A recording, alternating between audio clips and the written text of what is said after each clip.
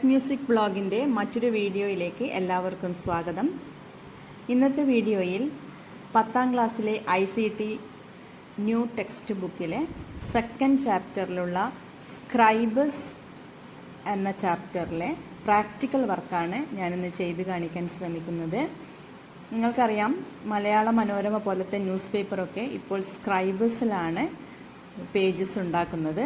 അതുപോലെയുള്ള ഒരു news paper page ഉണ്ടാക്കാനുള്ള ആക്ടിവിറ്റിയാണ് നമ്മുടെ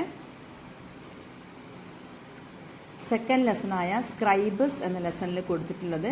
ഈ സ്ക്രീനിൽ കാണുന്ന ഈയൊരു ന്യൂസ് പേപ്പറിൻ്റെ ഫ്രണ്ട് പേജ് ക്രിയേറ്റ് ചെയ്യാനാണ് നമുക്ക് തന്നിരിക്കുന്ന പ്രാക്ടിക്കൽ വർക്ക്. നിങ്ങൾക്കറിയാം, ടെക്സ്റ്റ് ബുക്കിൽ തന്നിരിക്കുന്ന ഫിഗർ 2.5 ബാനർ മോഡൽ എന്നതിൽ തന്നിരിക്കുന്ന ഈയൊരു ഡിസൈൻ എങ്ങനെ ക്രിയേറ്റ് ചെയ്യാമെന്നതാണ് ഈ വീഡിയോയിൽ ഞാൻ ഉൾക്കൊള്ളിച്ചിരിക്കുന്നത്. അപ്പോൾ നമുക്ക് വീഡിയോയിലേക്ക് പോകാം. അതിനായി ഷോ ആപ്ലിക്കേഷൻസ് ക്ലിക്ക് ചെയ്തതിന് ശേഷം ഇവിടെ സ്ക്രൈബസ് എന്ന് ടൈപ്പ് ചെയ്യുക. അപ്പോൾ നിങ്ങൾ കാണാൻ പറ്റും, സ്ക്രൈബസ് വന്നിട്ടുണ്ട്. ജസ്റ്റ് അതിൽ ക്ലിക്ക് ചെയ്യുമ്പോൾ സ്ക്രൈബസിൻ്റെ വിൻഡോ വരുന്നതാണ്. ഈ വന്നിരിക്കുന്ന ന്യൂ ഡോക്യുമെൻ്റ് എന്ന പേജിൽ സിംഗിൾ പേജ് എന്നത് സെലക്റ്റഡ് ആണ്. ഇനി ഓക്കെ ക്ലിക്ക് ചെയ്യുക.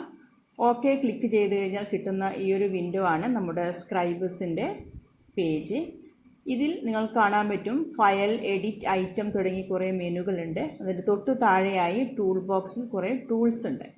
അപ്പോൾ നമുക്ക് ആദ്യമായി ക്രിയേറ്റ് ചെയ്യേണ്ട ബാനറിൻ്റെ ഡിസൈനിന് വേണ്ടി നമ്മൾ സെലക്ട് ചെയ്യേണ്ടത് ഇവിടെയുള്ള ഷേപ്പ് എന്ന ടൂളാണ്. കാണാൻ പറ്റും, ഷേപ്പ് എന്ന ഈ ഒരു ടൂളിൽ ജസ്റ്റ് ക്ലിക്ക് ചെയ്തുകൊണ്ട് ഡ്രാഗ് ചെയ്ത് നമ്മൾ വരക്കുകയാണ് വേണ്ടത്. വരച്ചു കഴിഞ്ഞ് കഴിഞ്ഞാൽ ഇതിൽ ഈ ഒരു റെക്റ്റാങ്കിളിൽ മൗസ് റൈറ്റ് ക്ലിക്ക് ചെയ്ത് കഴിഞ്ഞാൽ പ്രോപ്പർട്ടീസ് കാണും. പ്രോപ്പർട്ടീസിൽ ക്ലിക്ക് ചെയ്യുക. ഈ പ്രോപ്പർട്ടീസിൽ ക്ലിക്ക് ചെയ്ത് കഴിഞ്ഞാൽ ലെഫ്റ്റ് സൈഡിൽ നിങ്ങൾക്ക് പ്രോപ്പർട്ടീസ് വിൻഡോ കിട്ടുന്നതാണ്. ഇവിടെ കാണാൻ പറ്റും XYZ, drop shadow, shape, line, colours, transparency. ഇതിൽ പ്രോപ്പർട്ടീസിലുള്ള XYZൽ നിങ്ങൾ ക്ലിക്ക് ചെയ്യുമ്പോൾ അതിൻ്റെ അഡീഷണൽ ആയിട്ടുള്ള മെനൂസ് ഇവിടെ വന്നിട്ടുണ്ട്. ഇതിൽ നിന്നും നിങ്ങൾ എക്സ്പോസ്, വൈപോസ്, വിഡ്ത്ത്, ഹൈറ്റ്, റൊട്ടേഷൻ ഇവിടെ നിങ്ങൾ ചേഞ്ച് ചെയ്ത് കൊടുക്കുക. എക്സ് എന്നത് ടെക്സ്റ്റ് ബുക്കിൽ കൊടുത്തതുപോലെ 14 എന്ന് എൻ്റർ ചെയ്യുക. അതുപോലെ തന്നെ വൈപോസ് എന്നുള്ളിടത്ത് 83 കൊടുക്കുക, എൻ്റർ ചെയ്യുക. പിന്നെ വരുന്നത് വിഡ്ത്ത് സെക്ഷനിൽ എൻ്റർ ചെയ്യേണ്ടത് 145 ആണ്. അതുപോലെ തന്നെ ഹൈറ്റ് സെക്ഷനിൽ 28 കൊടുക്കുക, എൻ്റർ ചെയ്യുക. ഇത്രയും കൊടുത്തു കഴിഞ്ഞാൽ ആ ഒരു സൈസിന് കറക്റ്റായിട്ടുള്ള ഒരു റെക്റ്റാങ്കിൾ ഇവിടെ നിങ്ങൾക്ക് കാണാൻ പറ്റും. ഈ ഒരു ഷേപ്പ് കിട്ടിക്കഴിഞ്ഞാൽ നമുക്ക് അടുത്തതായി ഇതിന് കളർ ഫില്ല് ചെയ്ത് കൊടുക്കണം. അതിനുവേണ്ടി ഇവിടെ നിന്നും കളേഴ്സ് എന്നത് ക്ലിക്ക് ചെയ്യുക. കളേഴ്സ് ക്ലിക്ക് ചെയ്യുന്ന സമയത്ത് നിങ്ങൾ കാണാൻ പറ്റും ഇവിടെ കളേഴ്സ് വന്നിട്ടുണ്ട്. ഇത്രയും കളേഴ്സാണ് ഇവിടെ ഉള്ളത്. അപ്പോൾ നമുക്ക് അഡീഷണൽ ആയിട്ട് കളേഴ്സ് ആഡ് ചെയ്യുന്നതിന് വേണ്ടി എഡിറ്റ് മെനുവിൽ ക്ലിക്ക് ചെയ്ത് കളേഴ്സ് ആൻഡ് ഫിൽസ് ക്ലിക്ക് ചെയ്യുക.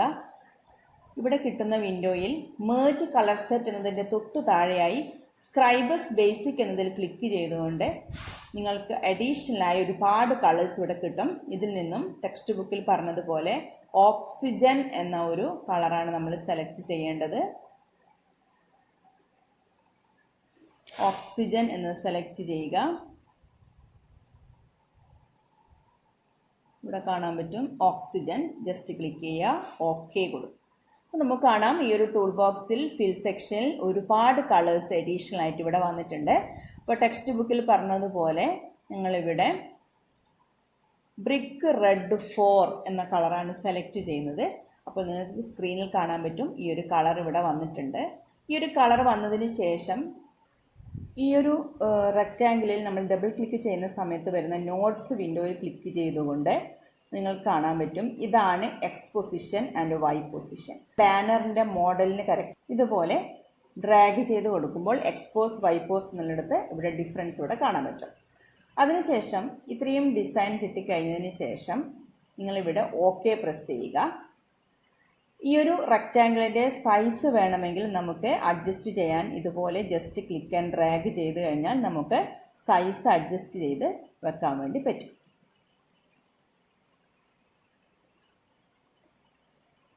ഇനി ഇതിൻ്റെ ഒരു ഡ്യൂപ്ലിക്കേറ്റ് ആണ് നമ്മൾ എടുക്കേണ്ടത്. അതിനുവേണ്ടി ട്രാൻസ്ഫോം എന്നതിൽ ഡ്യൂപ്ലിക്കേറ്റ് ക്ലിക്ക് ചെയ്യുന്നു.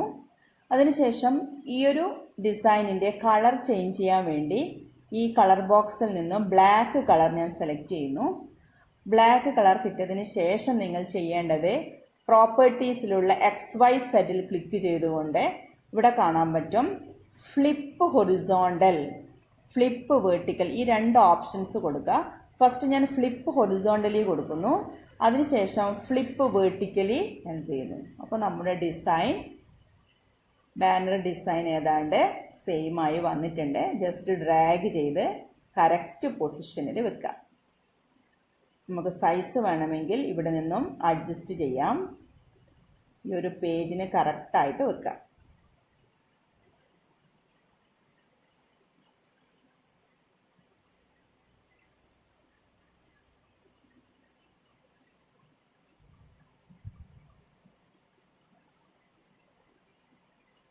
ഇത്രയും ചെയ്തു കഴിഞ്ഞാൽ അടുത്തതായി നമുക്ക് ഈ ഒരു ബാനറിന് എങ്ങനെ ഷാഡോ സെറ്റ് ചെയ്യാമെന്ന് നോക്കാം. ജസ്റ്റ് ക്ലിക്ക് ചെയ്യുക.